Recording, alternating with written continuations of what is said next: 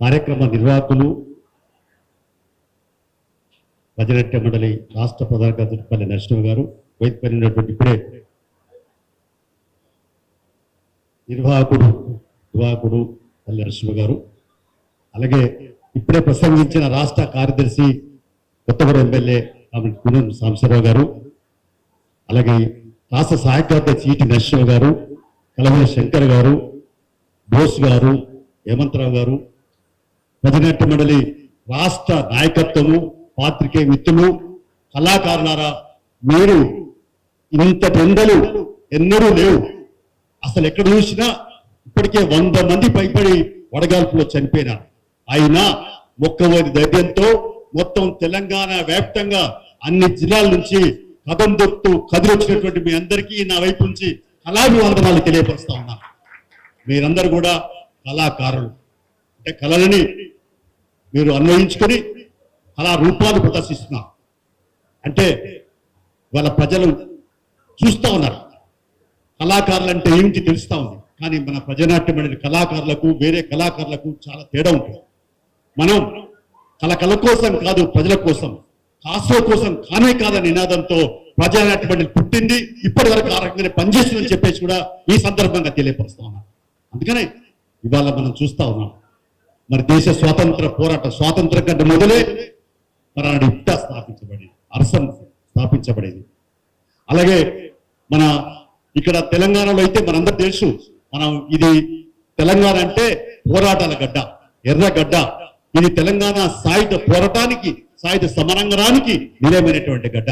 ఇక్కడ ఆనాడు భూస్వాములు, జమీందారులు, జాగీర్దారుల అణచివేతల్లో అయ్యా నీ పాంచన్ కాల్మొక్తన దురగతాలను ఎండగట్టేందుకు వట్టి మనుషులతోటి, అంటే వట్టి మనుషులతో మనుషులతోటే మరి బందూకులు కట్టించింది. ఎవరు కట్టించారంటే ఆనాడు కళాకారులు. బండి యాదగిరి కావచ్చు, బండెనుక బండి గట్టి 16 బండ్లు గట్టి ఏ బల్లె ఓటోకున్నాయి జాము సర్కరోడా అనే పాటలు ఆనాడు ప్రజలు ఎంత ఆకట్టుకున్నాయి చేసుకోవాలి. సుద్దాల హనుమంతు గారు లేదా ఇంకా అనేక మంది రచయితలు రాసినటువంటి పాటలు. మరి ఇవాళ మరి భజనాట్య మండలి ప్రజల చేత, ప్రజల మధ్య ప్రజా ఉద్యమాలు నిర్మించడానికి దోహదకారిగా వివరిస్తున్నది. ఆనాడు తెలంగాణలో సాయుధ పోరాటం విజయవంతం అయింది అంటే దానికి వెనుకాల కళాకారుల పాత్ర గణనీయంగా ఉంది, గొప్పగా ఉందని చెప్పేసి కూడా ఈ సందర్భంగా తెలియపరుస్తా ఉన్నాను. అందుకనే కళాకారులు మన పాటలు, నేను ఎంతో ఉపన్యాసం చేసిన ఒక కళాకారుడు పాడితే ఒక అటెన్షన్ వస్తుంది, అందరి మన్నలు పొందగలుగుతాడు. అందుకని విషయం సబ్జెక్ట్ అందరికి పోతుంది. అందుకని మీరందరూ కూడా నాకు చాలా సంతోషంగా ఉంది ఏంటంటే మరి యువ మహిళలు అలాగే యువకులు కూడా చాలా మంది వచ్చారు. వీళ్ళందరూ చూస్తూ ఉంటే తెలంగాణలో కళాకారులకు ఏ మాత్రము కూడా మనకు కళాకారులకు ఏదో కొరత లేదు.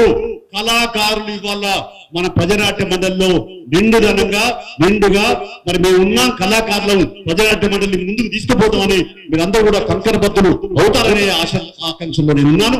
మీరందరూ కూడా చాలా మరి నైపుణ్యంతో ఇవాళ చూసండి కళాకారుల పోటీ, ఇవాళ అనేక సమస్యల మీద పోటీ. అందుకని మనం సహజంగానే ప్రజల నాడిని, ప్రజల సమస్యల్ని అర్థం చేసుకుని, అవగాహన చేసుకుని మరి ఆ మాటల్నే బాణిగా పాటగా తయారు చేసుకుని ప్రజల మధ్య, ప్రజల ఉదయాలు చూడగొనేటువంటి పత్రంలో కళలను ముందుకు తీసుకెళ్లాలా. చిన్న వీధి నాటకాలు, ఇట్లా నాటకాలు ఆకర్షించి ఇలా అనేక సమస్యలు ఉన్నాయి. రైతులకు ఇప్పుడు మరి ధాన్యం కొనుగోలు సమస్యలు ఉన్నాయి, మొక్కలు లేకుంటే భూముల సమస్య, ఎక్కడెక్కడ గుడిసెలు వేసుకుని ఉన్నారు. ఈ గుడిసెల కాడ పాట కూడా ఎవరు, అక్కడ గుడిసెలలో ఉండేటువంటి జనం ఎస్సీలు, బీసీలు, మైనార్టీలు, పేదవాళ్ళు, వాళ్ళందరినీ కూడా ధైర్యం చెప్పేది, వాళ్ళని ఉత్సాహపరిచేది, వాళ్ళని ఉత్తేజపరిచేది, వాళ్ళ కర్తవ్యాన్ని కార్యక్రమం చేసేది, వాళ్ళని ఒక ఐక్యంగా ఉంచేది మన పాటే. కళాకారుల విషయాన్ని కూడా ఈ సందర్భంగా ప్రధానంగా తెలియపరుస్తా ఉన్నాను. అందుకని మీరందరూ కూడా రానున్న కాలంలో ఇక్కడ ఈ మహాసభలో మరి ప్రధానంగా నిర్ణయాలు తీసుకోండి. తెలంగాణలో ఈ భజనాట్య మండలి మరింత బలోపేతం కావాలి.